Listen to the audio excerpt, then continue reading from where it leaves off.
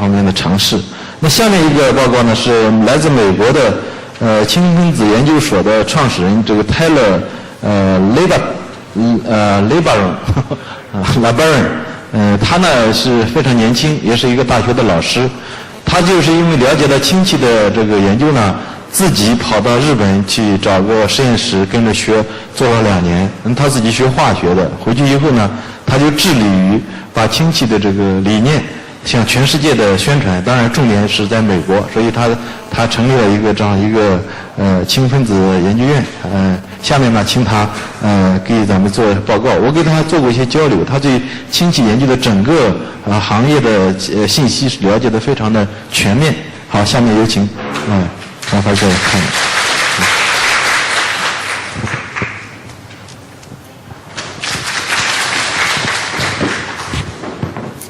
你好，西西。Thank you for having me be here. I want to give a brief explanation on why hydrogen works. So first we'll talk about what hydrogen does, and we'll talk about how hydrogen does it, and then why hydrogen does what it does.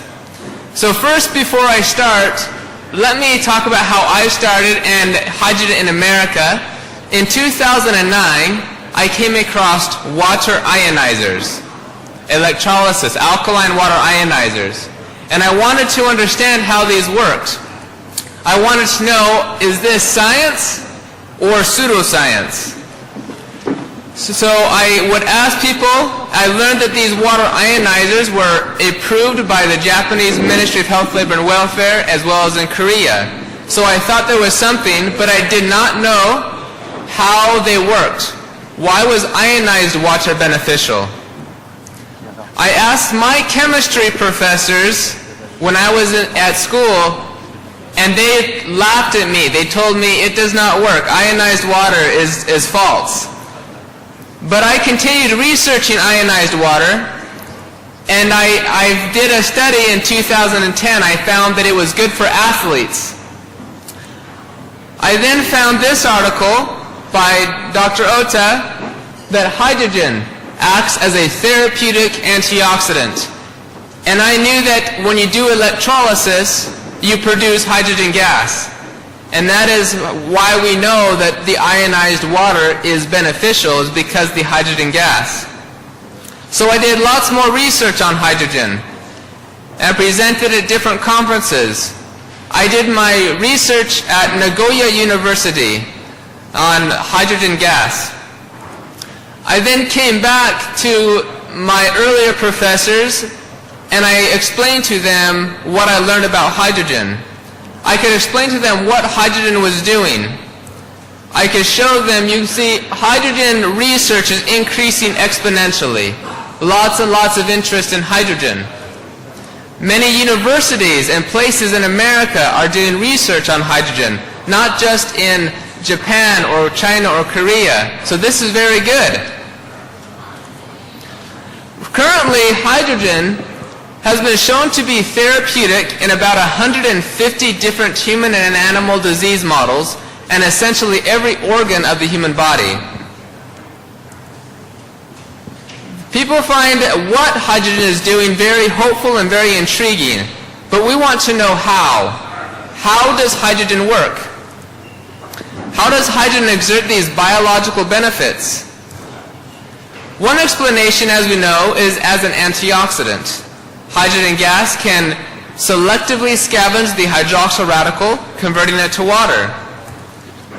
We can clearly see that hydrogen does help with reducing oxidative stress. On the right-hand side, you see markers of oxidative stress, such as MDA, T-bars. Hydrogen administration can decrease the levels. On the other side, we see markers of the antioxidant status, which hydrogen administration can increase. Thus, it is clear that hydrogen can help with oxidative stress. However, hydrogen as a direct antioxidant is difficult to believe to be responsible for everything because the rate constants are slow and the concentration of H2 in the body is also very low. you can see most of the reaction rate constants for free radicals are 10 to the 10th, very fast. However, we see here that hydrogen gas against the hydroxyl radical is very slow, only 10 to the 7th. In fact, the reaction of the hydroxyl radical against the chloride ion is even faster, 10 to the 9th. So in some ways, one could suggest that the chloride ion is more of an antioxidant than hydrogen gas. So we want to know how hydrogen gas is working. Perhaps hydrogen can act as a signaling molecule. Under the right conditions, hydrogen can alter the levels and activities of over 200 different biomolecules. But it's still difficult to understand how it does that. When we compare hydrogen gas to other gaseous signaling molecules, it doesn't fit. You have hydrogen sulfide, it's very polar. It has a chemical property that allows it to interact. We know the exact mechanisms. Nitric oxide is a free radical. It's very reactive. It has specific mechanisms and primary targets. Carbon monoxide is the same thing. But hydrogen gas, it's a non-polar neutral molecule. It's very difficult for us to understand how it's actually working. So here's what is known about how hydrogen works. The primary targets are unknown. The binding sites unknown. Master regulators, they're all unknown. So really, we don't know how hydrogen is working right now. Well, this is what we know. We know what hydrogen is doing. We don't know how it is doing it. And then there's the why. What, how, why. Maybe there is an explanation for why hydrogen is so beneficial. Perhaps the reason that hydrogen exerts a biological effect is because hydrogen has intimately involved in the origins of the universe, the genesis of life, and the evolution of eukaryotes. From the very beginning, hydrogen was involved in the origins of the universe. You see, hydrogen was the very first thing created during the Big Bang. That's the number one on the periodic table of elements. All elements came from that. It's considered the father of all the elements. We also see hydrogen has unique chemical properties. Hydrogen can act as an acid or base. It can participate in redox reactions as well as radical reactions. These are the primary chemistry reactions of all life. We also see that hydrogen was involved in the genesis of life. Going back to Stanley Miller's experiment in 1953, we see hydrogen gas was present during the genesis of life. You also see these deep sea vents that produce hydrogen gas in the oceans. Hydrogen gas is coming up, and that may have been part of the genesis of life. You also have H2 from hydrothermal vents as an energy source for chemolithoautotrophs. One of the articles states that the last common ancestor of life also metabolized hydrogen for energy. It's important to realize that life is balanced between oxidation and reduction. On the right we see all the oxidation molecules, and on the left we see the reduction. It's interesting to consider that what characterizes oxidation and reduction the most would be oxygen and hydrogen. And when the two react together, you form water, which is the life-giving solvent. The cellular redox homeostasis is maintained by various dehydrogenase enzymes. One dehydrogenase enzyme is known as the hydrogenase enzyme, which is 3.8 billion years old, one of the oldest enzymes, and it can catalyze the reaction of hydrogen gas to electrons and protons. So hydrogen actually may have served as a redox regulator in early life. Perhaps hydrogen generation offered cytoprotection against oxidation. In fact, they have found that the generation of H2 and the subsequent reduction of oxidative stress is important for the survival of a certain bacteria in the oral cavity. Hydrogen was involved in the evolution of eukaryotes. This is the hydrogen hypothesis of the first eukaryote. They find that basically hydrogen is the key. It's the bond that forges eukaryotes out of prokaryotes. showing hydrogen was involved in the genesis or in the evolution of eukaryotes, so our cells and plant cells. So due to hydrogen's constant and intimate involvement in the origins and the evolution of life, perhaps hydrogen served to protect the mitochondria and or some sort of redox or signaling molecule in these early eukaryotic life forms. So if perhaps if hydrogen gas did serve as a signaling molecule, and that although they lost their ability to produce hydrogen gas, some of hydrogen's targets and functions were conserved. So if this were true, then hydrogen should exert a biological effects in all eukaryotes, such as plants as well. Well, as we see, hydrogen is involved in signal transduction pathways of plants. And that has been discussed before. So this is interesting here that the H2 producing hydrogenase enzymes are ubiquitously distributed among lower eukaryotes, including some plants. In humans, we bear genetic hallmark signatures of the iron hydrogenases, suggesting there is an important relation. So it's likely that if hydrogen gas were completely removed, then the biological effects of hydrogen would be lost.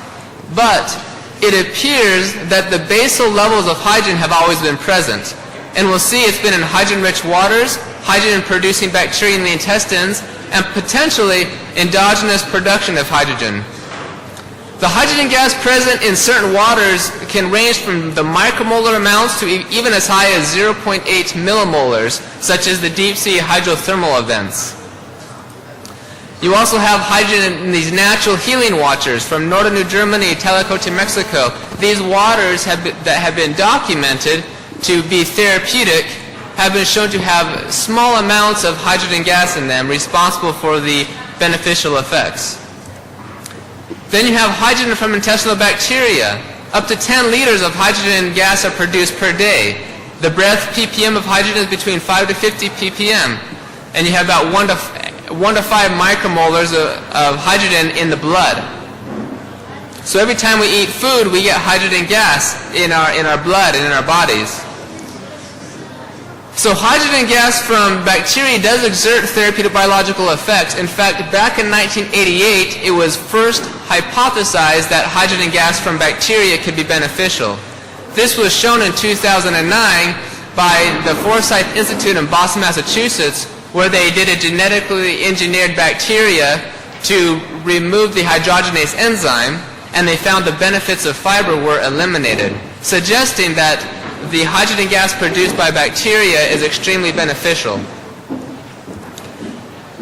There's the endogenous hydrogen production. So it's known that humans lack the hydrogen-producing enzymes, but we do bear its genetic hallmark signatures. But perhaps under certain conditions, molecular hydrogen is endogenously produced. This is a very interesting recent letter that published in the American Chemical Society. The dissociative attachment to resveratrol is a likely pathway for generation of the H2 antioxidant species inside mitochondria. Resveratrol is very well known for its health benefits. However, it has been unknown why resveratrol is so therapeutic and beneficial. This article goes through and suggests that resveratrol is actually used to produce hydrogen gas in the mitochondria, and the hydrogen gas then scavenges the toxic radicals. So hydrogen gas mediates the benefits of resveratrol and maybe other polyphenol groups. This is an interesting idea as well, hydrogen produced via splitting of water by melanin. The unexpected capability of melanin to split the water molecule and the Alzheimer's disease. This still needs to have more research, but there has been some suggestions that melanin can split the water molecule and produce hydrogen gas inside the body. There's also been theoretically the hydrogen produced via the water-gas shift reaction, where you have carbon monoxide that's produced in the body. It's a known gas signaling molecule that under the right conditions it can react with water to produce CO2 and hydrogen gas. Most likely this does not happen under normal conditions without a catalyst. However, under certain conditions it may happen. So as been seen, we've always been exposed to hydrogen. The origins of the universe, the genesis of life, and the evolution of eukaryotes, and plus the bacteria and everything else. So these basal levels of hydrogen, what they did is they potentially conserving some of hydrogen's targets and functions, and they may have developed, or we may have developed sensitivity to molecular hydrogen over the billions of years of evolution. So although these marked biological effects of hydrogen may appear surprising and difficult to believe, from an evolutionary and molecular perspective, they are somewhat predictive. There is a reason why. So we don't know how, but at least we have a reason why hydrogen does all of these things to our bodies. So remember, I explained the what, I couldn't explain the how to my professors. I have now explained why hydrogen does what it does, and they liked the hydrogen, that now they even drink hydrogen water. So my mission now is to educate the industry and the entire world on hydrogen. So right now we are in the mode of the hydrogen revolution. We have lots of research growing exponentially, as well as many companies. So I am now establishing MHF, the Molecular Hydrogen Foundation, formerly known as the Molecular Hydrogen Institute. This is being established as a non-profit organization to educate, advance, promote, and publicize the hydrogen research, and added credibility to governmental, medical, scientific, and political organizations, as well as to orchestrate the hydrogen movement and maintain integrity of hydrogen research and hydrogen products. This is the current look of the website that I'm working on right now. There's some current statistics for your information. In America, there are over 500 internet searches related to H2 therapy per month. The Molecular Hydrogen Institute currently has over 6,000 views per month. Starting this year in 2015, hydrogen research will be growing exponentially. So I have a prediction.